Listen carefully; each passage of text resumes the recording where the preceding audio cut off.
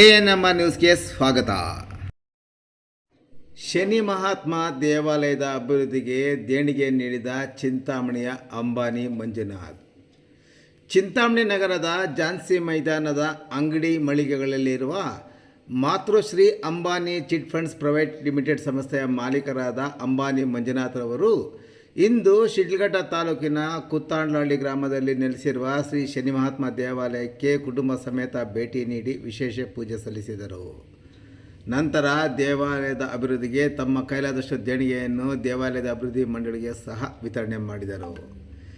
ಈ ಸಂದರ್ಭದಲ್ಲಿ ಮಾತನಾಡಿದ ಅಂಬಾನಿ ಮಂಜುನಾಥ್ರವರು ಗ್ರಾಮದಲ್ಲಿ ನಿರ್ಮಾಣ ಮಾಡಿರುವ ದೇವಾಲಯದ ಮುಂಭಾಗದಲ್ಲಿ ತೆಂಗಿನ ಗರಿಗಳ ಚಪ್ಪರ ಹಾಕಿದ್ದು, ಸದರಿ ದೇವಾಲಯಕ್ಕೆ ಬರುವ ಭಕ್ತರು ಬಿಸಿಲು ಮಳೆ ಗಾಳಿಗೆ ಸಿಲುಕುವುದರಿಂದ ಭಕ್ತರ ಅನುಕೂಲಕ್ಕೆ ಕಬ್ಬಿಣದ ತಗಡಿನ ಚಪ್ಪರವನ್ನು ಅಳವಡಿಕೆಗೆ ದೇವಾಲಯದ ಅಭಿವೃದ್ಧಿ ಸಮಿತಿಯವರು ಕೋರಿಕೆಯ ಮೇರೆಗೆ ಕಬ್ಬಿಣದ ತಗಡಿನ ಚಪ್ಪರಕ್ಕೆ ಬೇಕಾದ ಹಣಕಾಸಿನ ನೆರವನ್ನು ದೇಣಿಗೆಯಾಗಿ ಇಂದು ನೀಡಿದ್ದು, ಮುಂದಿನ ದಿನಗಳಲ್ಲಿ ಮತ್ತಷ್ಟು ದೇವಾಲಯದ ಅಭಿವೃದ್ಧಿಗೆ ಆರ್ಥಿಕವಾಗಿ ಸಹಾಯ ಮಾಡುವುದಾಗಿ ಹೇಳಿದರು.